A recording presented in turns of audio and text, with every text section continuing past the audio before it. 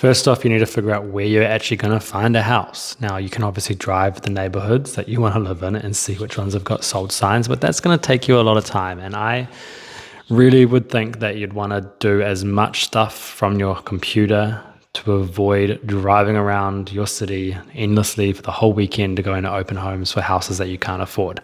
So using websites like Trade Me and One Roof and realestate.co.nz are really helpful. But you need to know what filters to put in there. So if you've already talked to me or another broker and you know what your pre-approval is, or at least had your numbers done, then that's going to be like your upper budget that you put into those websites. And then you need to write a list, and there's going to be a download below where you can print off and write this yourself. And I call this the need versus want list. A lot of people want swimming pools and tennis courts, but you don't really need those. So what do you actually need? And you're going to write that down. So obviously it needs to be within budget, so write down the price. You probably want to think about things like number of bedrooms, location, number of bathrooms, things to maybe avoid, which I go through later in another video about red flags and things like that.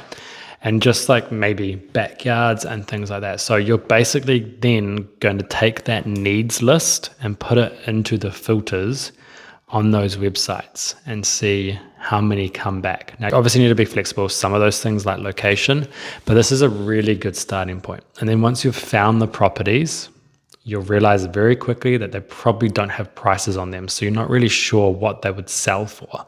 And this is where you need to become an expert in the markets that you're going to buy in. Start talking to the real estate agents. Start looking up those addresses on other websites that will tell you the values approximately of those properties, like homes.co.nz.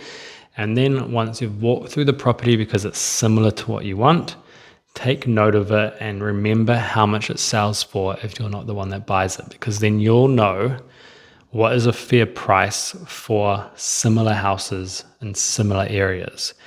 And a key thing to remember is it doesn't matter how reasonable your offer is when you finally do make one, the seller is still the one that controls whether they accept or decline your offer. And this can be extremely frustrating because you can make a very fair offer, above fair offer, but if the seller's unrealistic in what they want, they're going to decline it and leave the house on the market for months before someone buys it. And usually it's at the same level that you made your offer. So download the list below and start that needs versus want list and start getting used to how those websites work. Once you've kind of like shortlisted a few, either call the real estate agent to check whether it's your budget and ask them any questions that you've got, or just go to the open homes. Calling them obviously helps speed up the process and make sure you're not driving as much, but maybe you just want to get used to going to open homes and talking to real estate agents in person to see what houses actually look like.